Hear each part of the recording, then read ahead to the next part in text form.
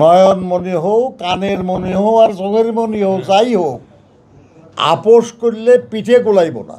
বক্তৃতার আগে বলে না, আফ্রিকা, ল্যাটিন আমেরিকা, হ্যান ত্যান ইত্যাদি আর কি। তা বলো না ভাষণেই দাঁড়ায় বলছে সর, সব মানুষ চিনে আমারে। আমার মনে আছে যে মুক্তিযুদ্ধ চলাকালে আমি কয়েকদিনের জন্য কলকাতায় গেছিলাম, আমাকে পাঠানো হয়েছিল রিয়েলি। সেই সময় একটা আলোচনা চলছিল যে খন্দকার মোশতাকের নেতৃত্বে একটা আপোষের চেষ্টা হচ্ছে, এরকম একটা আলোচনা বাজারে ছিল, যেটা কনফেডারেশন করার পাকিস্তানের সাথে। সেই সময় জেনারেল ওসমানী সাহেবের পলিটিক্যাল এডিসি ছিলেন ফেরদৌস আহমেদ কুরেশি। মুজিবনগর অফিসের ভেতরেই একটা শেড ছিল টিনের, ওই শেডে ওসমানী সাহেব বসতেন এবং সেখানে তারা বসতেন।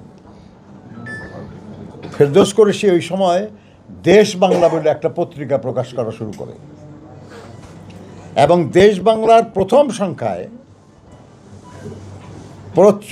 প্রথম পৃষ্ঠায় একটা ছবি ছাপা হয়, কারো ফেস নাই, শুধু আপনার একটা পাঞ্জাবি, এরকম এরকম আঙ্গুল তোলা একটা পাঞ্জাবি, এই পর্যন্ত ছবি। হেডিং হলো আপোষ, আমি এখনো বেঁচে আছি। এটা মৌলানা ভাসানীকে মাথায় রেখে করা হয়েছিল।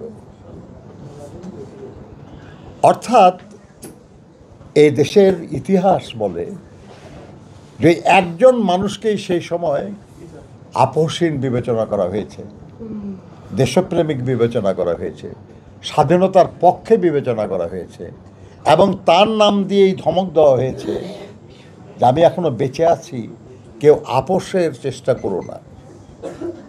আমার আরেকটা জিনিস মনে আছে যে তো 9ই মার্চ সম্ভবত পল্টনে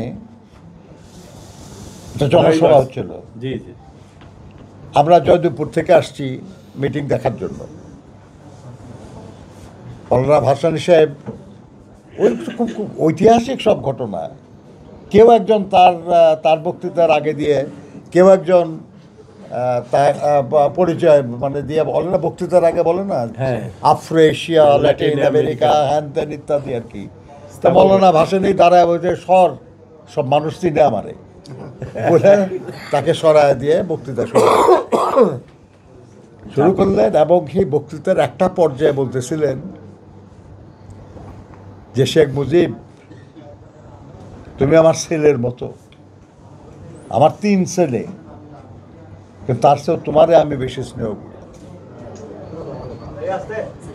2 আনা 4 আনা পয়সা দিয়ে ঝাল মুড়ি এগুলেন খেয়ে দলের কাজ করছো, করো, কাজ করো, আন্দোলন সংগ্রাম চলতেছে, এটার মধ্যে থাকবা,